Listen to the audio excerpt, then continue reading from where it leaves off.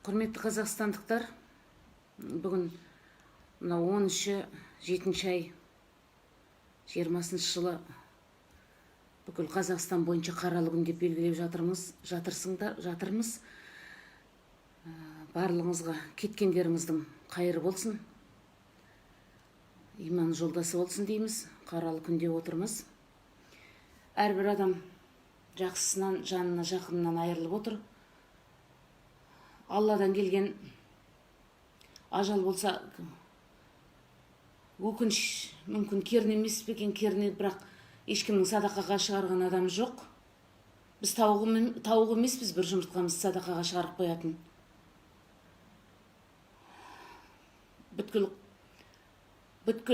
Бүкіл жанұяны бәрін соғыссыз, қансыз қанжылатты. Біреуді анасынан айырды, біреусін баласынан айырды. Аспаннан ушашты деп едік. Есікті милиция қақты. Полициясы келіп тұр. Мен ғабитпін, есікті аш дейді. Полициясы қағама, бүткіл батальонда келіп мойнымды басымды жұлып алама. Жұртты қалай алдағысы келеді. 19 күн Назарбаев ауырып жатыр деп жар салды да, уды шашып өтті. У шашып өтпесе біз бұндай бәріміз бір ауруынан қырылмаймыз ғой. Және бәріміздің диагнозымыз бір, олар қалай біліп отыр. Мұны уколды салың деген бұйрық келді. Кеше айырың, осы уколды салмаң деген бұйрық келді. Яғни адамдарының, мөлшерлеулі адамның өлген тізімі толықтаған болу керек. Халықтың аузын бастырықтап отыр. Бастырықтай берсін. Айтқан сөзім атылған оқ, ол қайтып келмейді, атылған оқ. Өлген адамдарда қайтып келмейді. Келмейтін 19 жасымда білгенмін.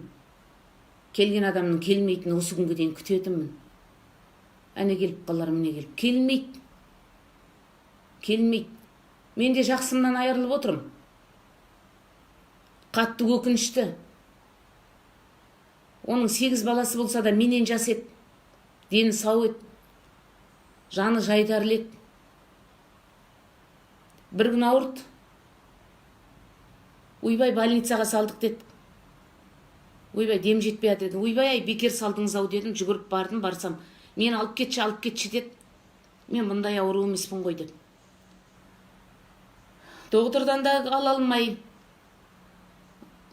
Алсам, үйге барып өлтіріп алам ба деген екі ортада тұрғанында өліп кетті. Қалай қылып өлтірді? Кешегі сифамид деген дәрісі неге бүгін бәрін алып тастап жатыр? Бәріне бір диагноз қалай қойылды? Айтыңдаршы. Бәрі қолдан құрастырылды.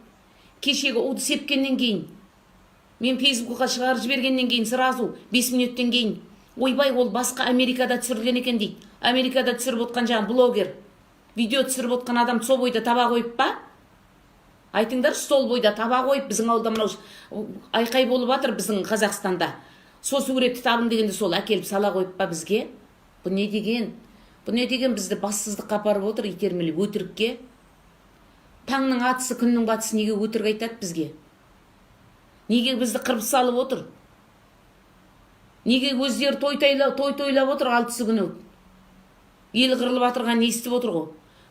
Барлық дәрі-дәрмекті аптекаға жасырып, халықтың ойлап өліп қайғырып болдау деген уақытта өтірік шығарыңдар деп қайттан дәрі шығарып бастады. О дәрінің ішіндегі составында не бар екенін білесіңдер ма, қалайық? Оны да не қылып әкелгенін білмейміз ғой. Айналайын ағайындарым, қазақтарым, құрып болдық қой біздер.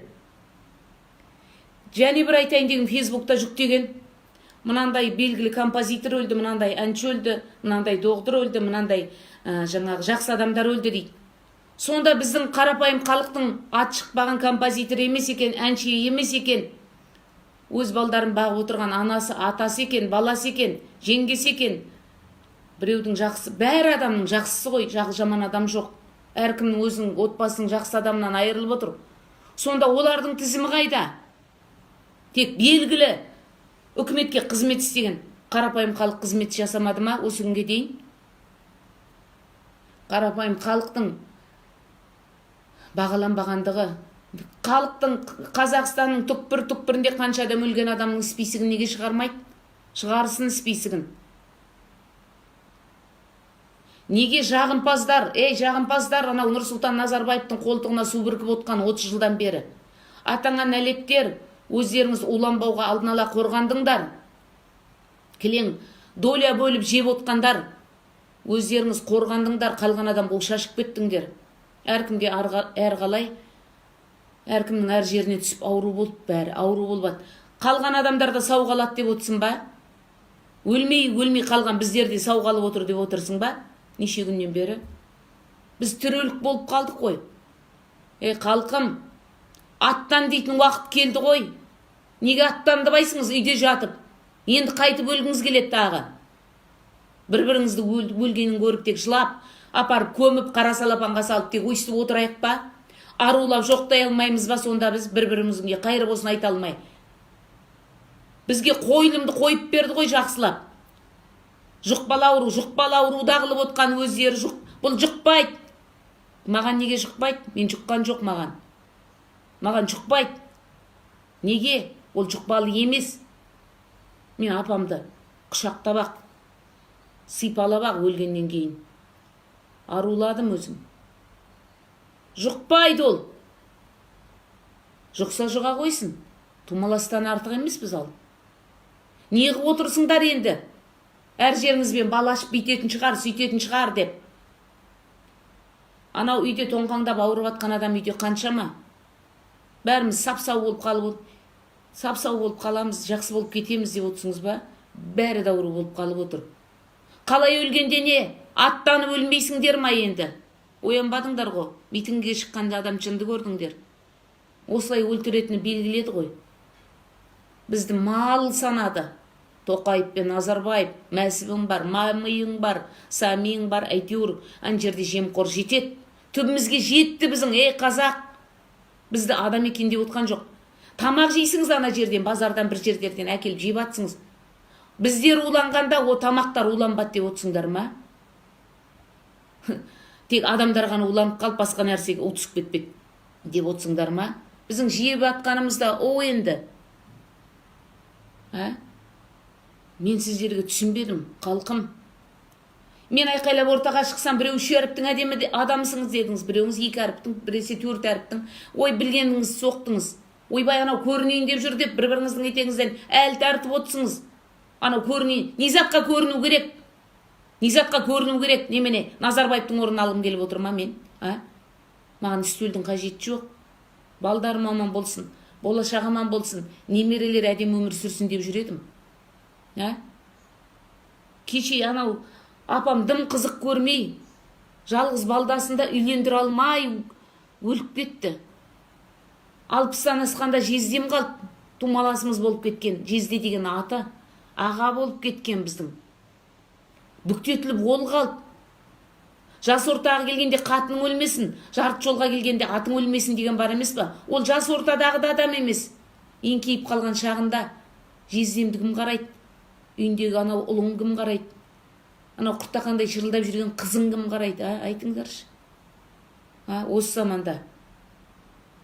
Жұмыссыздығына да олар үндемей жүреді, жұмыста құрсыншы, басым заман болса болады деп. Өз күнін өздері көріп жүрген адамдар еді. Не істедіңдер адамдар? Қалқым, оянсаңдаршы. Сірә бір келетін өлім емес па? Неге аттанбасқа?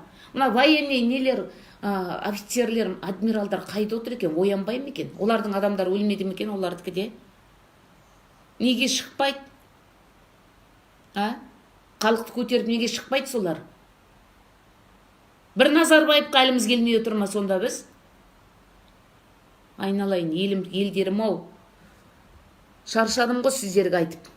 Қалған, мына біздің қарапайым халық адам емес екен де өліп атқан. Белгілі әншіден өлген, дәрігерден өлген, ана жерге ат шыққан адамдар ғана, бет күстар адамдар ғана өлді деп келіп, боздақтарымыз дейді. Ана Назарбаев мешіттің алдында ұялмай, қара бет, халықты қырып салып алып, бүгін неғып тұран жерде өтіріктен сүмірейіп? Қаралы күн деп белгі, неғып тұр анау? Неғып тұр анау? Бізді келемеш қылып тұр ғой, бізді мазақ қылып тұр ғой. Бізді кәдімгі мазақ қылып тұр ғой. Өзге ұлтын емес, өз ұлтымыз деп жүрміз ғой. Өз ұлтымыз емес екенін көрсетті. анау мәсібің жүн болған, ол да бір ұйғыр ма бірдеңе бір бәлекет. Иә. Ана мәмисіра әркімнің ақшасын алып, пара алып үйреніп қалған, доля бөліп отқан бәлекет. Иә. Күлебаевың анау бүткіл халықтың ақшасын жеп жүрген. Бәрін айт, Назарбайың бәрі қосылып Дариға Мариғасымен біздің үстіміздегі, біздің халықтың ақшасын жеп. Мінекей ауру бар деп қаншама ақша бөлді. Дәрі-дәрмек де жоқ, ештеңе де жоқ.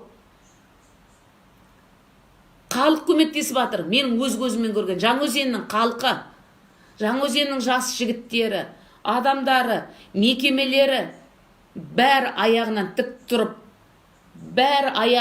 тұрып, анау мәңгілік сапарға аттанатын жердің бәрін қазып, өздері қолдарынан жерлеп тұрған адамдарға мың алғыс. Бүткіл Жаңаөзен өзімнің көрген жерімді айтайын, өзімнің елімді айтайын. Басқа жерде де солай ғой. Бірақ өз көзі көргенімді айт дейді ғой. Көргенімді айтайын.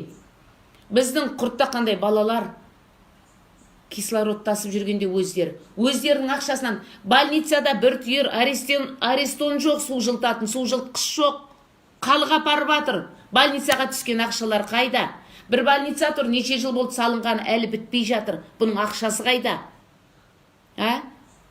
Ана жерге су тасып жүрген балаларға да халық су апарып жатыр, мекеме апарып жатыр, холодильник апарып жатыр, тефал чайник апарып сол балдарды бірін-бірі ана жерде бірін-бірі күтіп, бір-біріне қолдау жасап жатыр. Бір-біріне бетперде апарып жатыр. Больницадағы жатқан ауруларға апарып жатыр. Постель апарып жатыр, дәрі-дәрмегін апарып жатыр, халық апарып жатыр. Үкімет не апарып жатыр? Айтшы. Үкімет не апарып жатыр? Аққалат абзал жандар деп жүгіріп барып жатырмыз ғой. Абзал жандардың біреу ауырып жатыр дейді, біреу бірдеңе дейді. Тіпті оғанда көз жеткізіп жатқан ешкім жоқ. Абзал жандардың өзі бетке ұстайтын адамдары жоқ. Тірі аман бар, өлді деген список жоқ, бірақ больницада жоқ олар. Айтайын. Бұл шындық, тілімді кесіп ал, шындық кеш мойындалады дейді ғой, мойындалмай-ақ қойсын мен өтірікші дей қойыңдар. Өтірікші, ойбай көрінейін деп жүрген анау үкіметтің адам дей. Үкіметтің адамын ба мен? Айтыңызшы. Мен Алланың адамымын. Мен халыққа болсын деп жүрген адаммын. Мен Алланың ғана адаммын. Бәрі Алланың адамы. Мен ешкімге тәуелді емеспін. Бәрін айтып отырмын. Ақшаны жеп біздің үстімізден сулап, бәрі тағы ақша жасап отыр. Ас болсын ақшасы, уламау керек еді ғой. Уламау керек еді, ас болсын, солар-ақ жесін. Біз жайымызға қойып, бүйтіп улап, карантин, анау өті, мынау өті деп өтірік айтып үйге тықпай-ақ. Бұрынғы жеп жатқан затын жегісі келді ма, жей беру керек еді ғой. Мынау ұқсап қансыратпау керек еді. Кет дегенде ит те кетеді. Назарбаев пен Тоқаев кету керек еді. Жейтін жеп болды ғой, қайда барса да күнелтеді. Уламай-ақ кетіп қалу керек еді ғой. Біз содан жеп кеткенінде сұрамай-ақ қоятын едік сонда. Алла өзінің жазасын беретін еді ғой. Алланың сақтағаны бар оларға да. О Алла, мына медсестраларға тек бұйрық бергенде мен түсінбеймін мына медиктерге. Ойбай сал мына укол дегенде бәріне диагнозын қоймай неге сол дәрі-дәрмекті сала, антибиотиктерді неге сала берді? Анау ауруларына қарап, ешкім диагнозын қараған жоқ қой, тек аппаратта сала берді. Бәрінікі бір диагноз қойып атқаны. Уже ар жағында дұрыс емес екені белгілі ғой, неге салды сол уколды? Біліп тұр ғой солар. Кезінде ақшамен оқыған медиктер ма әлде? Ештеңені білмейтін. Әлде бұйрыққа бағына ма бұлар? Ант қабылдамаған, адам өлтіруге қабылдаған сияқты бәрі. Бұйрық келген уақытта өлтіруге дейін баратын. Бұлардың анты басқаша, біздің Қазақстанның медиктері. Солай, халқым, шаршадым адамдардан. Менің апам жағасында ойнасын солардың, менің апамның, иншалла, әруағы. Апам бәр адамға бірдей адам еді, мен сияқты мінезсіз емес еді ол. Барлығымыздан хабар алып тұратын апамыз еді. Құрттай басым ауырды, сен жетіп келетін еді, шаршамайтын еді, мықты еді.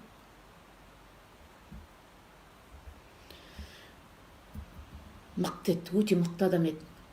Бәр адамға жақсы қарайтын еді.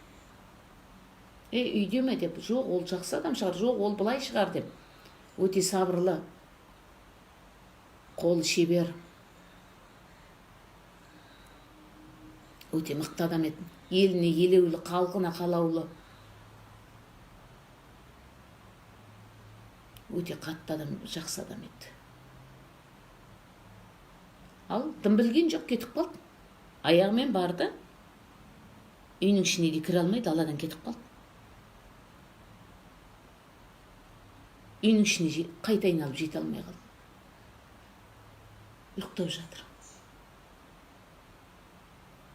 Ұйықтап қалды.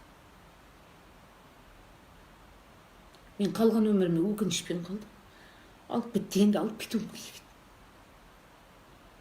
Өлсем үйді өл деп алып кетуім керек еді. Сүйреп кетуім керек еді. Солай қалқым. Сіздерге бәрін шағынып айтайын деп отырмын. Сүйінші сұрап отырмын екен деп, анау Шәріптің адамдары осы комментарий жазады, ой, анау мынау деп. Сүйінші сұрап отырмын, анау өлгендерін қабыл. Бұл бұрынғы өлімнен басқа өлім. Үкіметтің улап өлтіргені.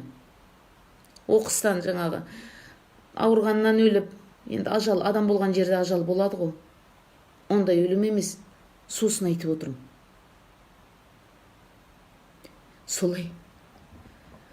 Халқым аман болсын. Бірақ бұл біздің ата-баба тұқымы құрып кеткен ғой. Осы Қазақстанның кең байтақ жерін алып өмір бойы төбелеспен өткен. Қанды көйлек болып кеткен ғой. Түйенің қомында босанып әйелдері, аттың жалында жүріп өздері осы жерді, кең байтақ жерді қазақ үшін алып беріп кетті, соны ұмытпаңдар. Сол жерден айырылмауымыз керек. Өлейік, тірілейік, тағы да миллиондап қырлам, өзіміз 18 миллион ғана азғантаймыз ғой. 8 миллионымыз өліп, 10 миллионымыз қалсақ та боламыз сол. Шығайық.